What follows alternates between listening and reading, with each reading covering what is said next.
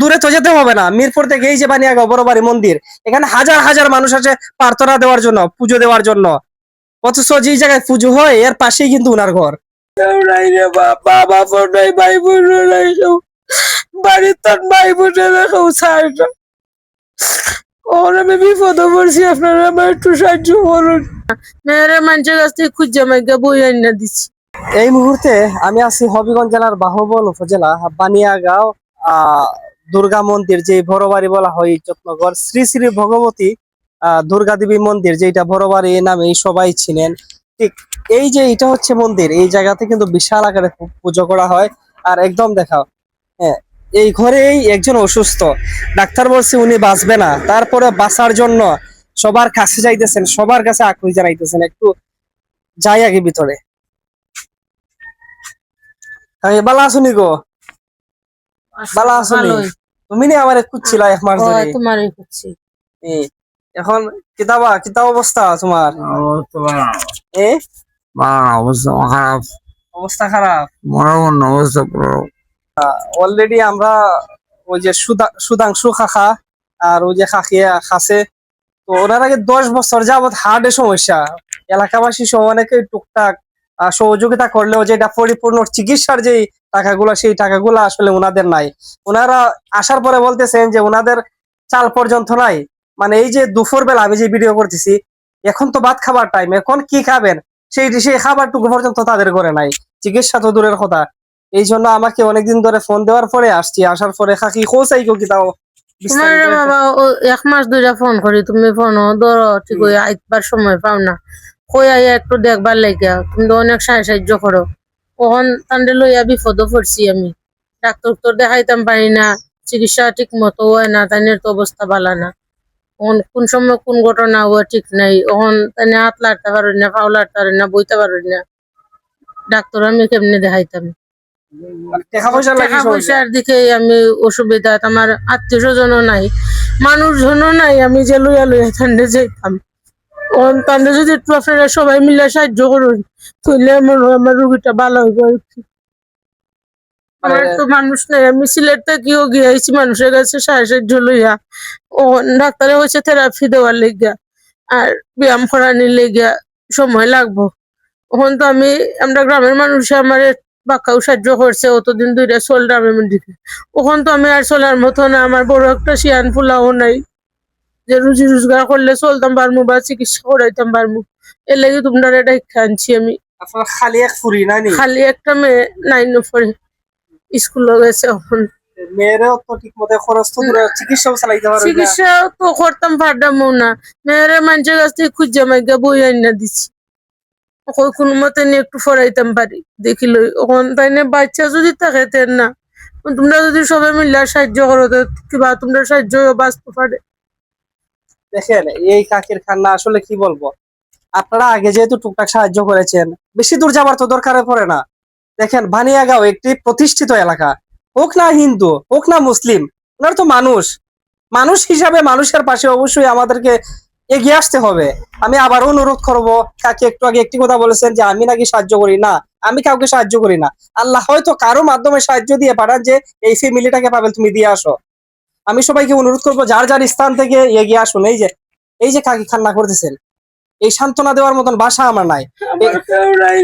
বাবা বোন নাই, ভাই বোন নাই, কেউ বাড়ির তোর ভাই বোনেরা কেউ ছাড় না। ওর আমি বিপদে পড়ছি, আপনারা আমার একটু সাহায্য করুন। আমরা আমার জায়গা থেকে চেষ্টা করবো না। দেখেন ওনার হার্টে সমস্যা, তারপরে লজ্জা স্থান কেটে ফেলছে, তারপরে ডাক্তার বলছে যে উনি যে কোনো সময় মারা যাইতে পারেন। মানে চিকিৎসা এক প্রকার, যেহেতু আপনার টাকার অভাবে আরো আগে চিকিৎসা করাইবার কথা ছিল, পরিপূর্ণ চিকিৎসা আপনারা আগে করাইতে পারে নাই। বর্তমানে এমন একটি সিচুয়েশনে ডাক্তারখানায় ওনাকে নিয়ে যাওয়া হয়েছে, ডাক্তাররা বলতেছে যে আরো আগে আসলে হয়তো আমরা কিছু করতে পারতাম। এমন একটা সময় নিয়ে আসছেন ওনাকে আমরা চাইলেও পরিপূর্ণ এখন চিকিৎসা করাতে পারবো না, যতদিন বাঁচেন উনি। আর যদিও অনেক টাকা লাগবে বর্তমানে, আর বর্তমানে থেরাপি দেওয়ার জন্য ডাক্তার বলছে যে যেহেতু উনি যে কোনো সময় মারা যাইতে পারেন, আপনাদেরও টাকা নাই যে আপনাদের নিকটস্থ যে থেরাপি সেন্টার আছে যে কোনো জায়গায় নিয়ে আপনারা চাইলে থেরাপি দিতে পারেন। কিন্তু ওনাকে ঘর থেকে যে বের করা হবে সেই মানুষটুকু নাই, সেই গাড়িও নাই, সেই টাকাটা পর্যন্ত তাদের কাছে নাই। থেরাপি দিতে প্রায় 5 থেকে 600 টাকা, দৈনিক প্রায় 6 থেকে 700 টাকা। আবার এক মাসের থেরাপি যদি থেরাপি সেন্টার রাইখা দেওয়া হয় তাহলে প্রায় 15 থেকে 20 হাজার টাকা। ওনারা ঘরে চাল না, এই টাকাটা কোথায় থেকে আসবে? এই কাকার একটু জিজ্ঞাসা, এই কাকা কিতা অবস্থা আপনার? বুঝতে পারে না। ডাক্তার হয়েছে যেগুলো জমিগুলো চিকিৎসা করতে সাহায্য তুললে হইলে চিকিৎসাটা করতে হয়। হয়। আমার তো মুখে মারতে গেলে একাতে বসি অবশ্যই গেছি গিয়া।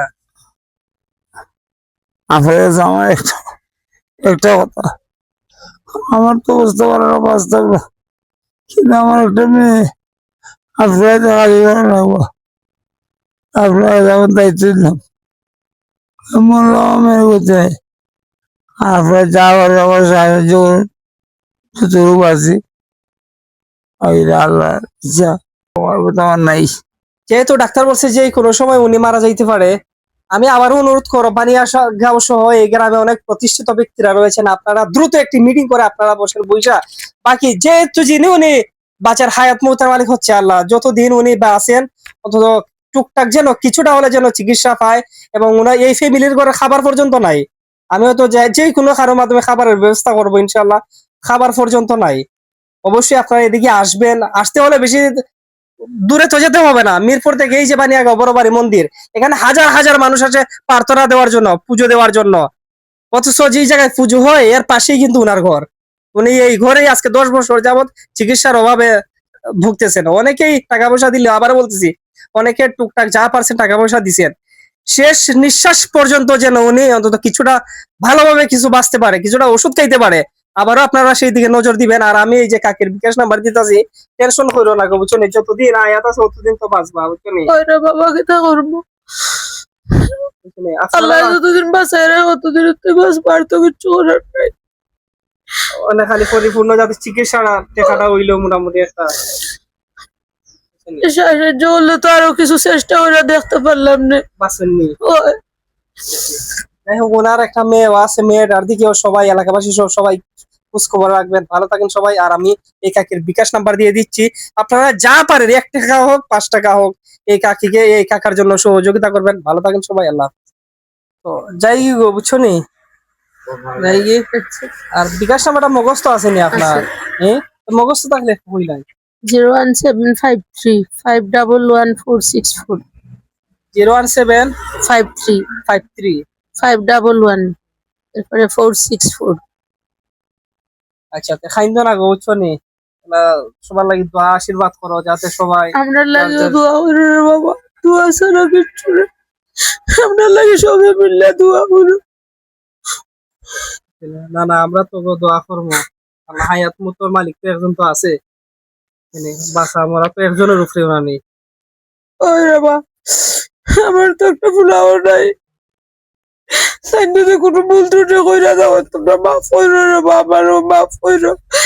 কোনদিন যদি তোমরা একাই লইয়া বইকা থাকি। আচ্ছা, যাই হোক, পালা করতে গো আল্লাহ, বুঝছো নি? আমরাও আমরা জায়গা থেকে চেষ্টা করবো না, এবং আরো যারা আছে সকলে অনুরোধ করবো যাতে আবার একটু তারা অসহায় বা চিকিৎসা লাগে যেন কিছু টাকা দেওয়া হইলেও সহযোগিতা করে, যার যার স্থান লাগে। আচ্ছা, যার পালা থাকো খাইন্দ না গো, বুঝছো নি? এ, না, এই সময় যাই কি গো, বুঝছো নি? আচ্ছা, পালা থাকো।